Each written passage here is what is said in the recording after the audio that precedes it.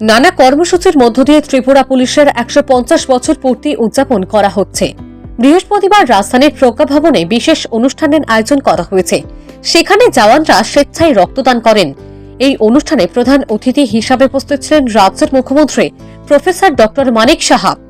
অন্যান্য অতিথিদের মধ্যে উপস্থিত ছিলেন রাজ্য পুলিশের মহানির্দেশক অমিতাভ রঞ্জন সহ পুলিশের অন্যান্য শীর্ষ আধিকারিকরা। ত্রিপুরা পুলিশের ১৫০ বছর পূর্তি উদযাপন অনুষ্ঠানে বক্তব্য রাখতে গিয়ে মুখ্যমন্ত্রী ডক্টর মানিক সাহা বলেন, রাজ্যের মানুষের নিরাপত্তা সুনিশ্চিত করা পুলিশের আসল কাজ। আইন শৃঙ্খলা যাতে ব্যাঘাত না ঘটে এর জন্য পুলিশকে সর্বদাই সজাগ থাকতে হবে। তবে পুলিশের কাজ করছে না তা বলছেন না। পুলিশ এবং অন্যান্য নিরাপত্তা রক্ষীরা কে কি কাজ করছেন তা রাজ্যের মানুষ দেখছেন। তবে কেউ রাজ্যের মানুষের নিরাপত্তা বিঘ্নিত করলে তার বিরুদ্ধে কঠোর পদক্ষেপ নিতে হবে। যে শান্তি শৃঙ্খলা নেই, কোনো দিন দেশের উন্নয়ন দেশের মধ্যে আমরা দেখছি এবং আমরা বিভাগের সাথে বিগত কয়েক বছর ধরে আমি দেখছি এখানে বারবার এই বিষয়টা আমি জোরও দিই যে ২৮টা রাজ্যের মধ্যে যে বিরোধী আমাদের পঞ্চম স্থান ছিল, অনেকগুলো পাড়ার ভিত্তি করে আইন শৃঙ্খলার বিষয়ে সেখানে অল ইন্ডিয়া ভিত্তিতে আমাদের থার্ড পজিশন রয়েছে। এবং আমি এটাও বলেছি আপনাদেরকে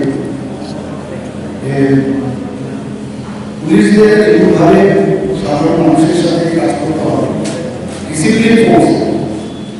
ডিসিপ্লিন ফোর্সের সাথে সাথে এই কাজটা থাকবে। জানি আপনার নিরাপত্তার জন্য আছে, কিন্তু যারা নিরাপত্তা বিঘ্নিত করবে তাদেরকে কিন্তু আমরা কঠোরভাবে বলা এই যে বিষয়টা সে আস্থার যে বিষয়, সে কনফিডেন্সটা আপনাদের আর আপনি কি কাজ করছেন, আপনারা কি কাজ করছেন সেটা কিন্তু সবাই দেখছে। এমন কাজ করবে আপনারা যে কাজটা মানুষ সারা জীবন নেন। অনুষ্ঠানে রাজ্যের যান দুর্ঘটনার বিষয়ে উদ্বেগ প্রকাশ করে মুখ্যমন্ত্রী বলেন, রাজ্যের রাস্তার তুলনায় যানবাহনের সংখ্যা বেড়ে যাচ্ছে, ফলে যান দুর্ঘটনা ঘটে চলেছে। মাত্রাতিরিক্ত বেগে যানবাহন নিয়ে চলাচল করে বলেই ক্রমাগত যান দুর্ঘটনা ঘটছে। তবে এর থেকে রাজ্যের মানুষকে মুক্ত করতে রাজ্য সরকার শীঘ্রই গুরুত্বপূর্ণ বেশ কিছু সিদ্ধান্ত নেবে।